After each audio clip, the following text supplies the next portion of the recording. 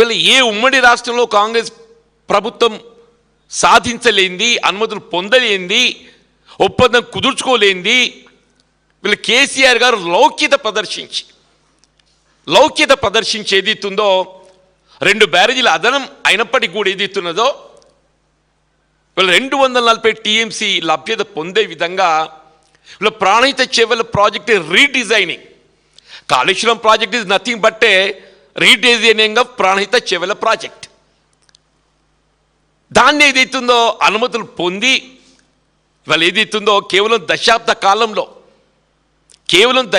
కాలంలో ఏదైతుందో వీళ్ళు ఇంత పెద్ద ప్రాజెక్ట్ ఏదైతుందో కాళేశ్వరం ప్రాజెక్టే నిర్మాణం పూర్తి చేసుకోబడటం అంటే వచ్చే దేశ చరిత్రలో కూడా ఎక్కడ లేదు అని చెప్పంటున్నాను. దేశ చరిత్రలో చెప్పంటున్నాను. ఏమంటే 1,00,000 కోట్లు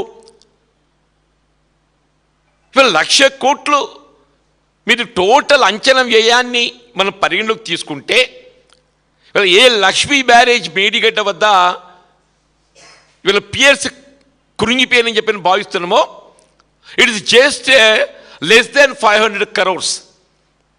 it is just less than 500 crores. అంటే 1,00,000 కోట్లలో 500 కోట్లు అంటే ఎంత? 0.5%.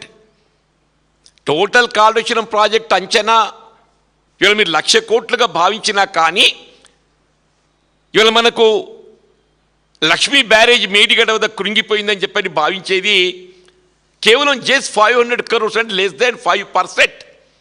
అంటే 99,500 కోట్ల విలువ చేసేటువంటి ఒక నిర్మాణం ఇట్ ఇస్ ఇంటాక్ట్.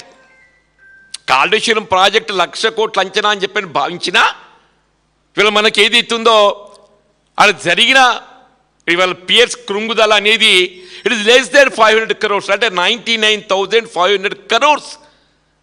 ఇలా నిర్మాణ ఏదైతుందో అది ఇంటాక్ట్ ఉన్నది, అది గమనించాలని చెప్పంటున్నాను.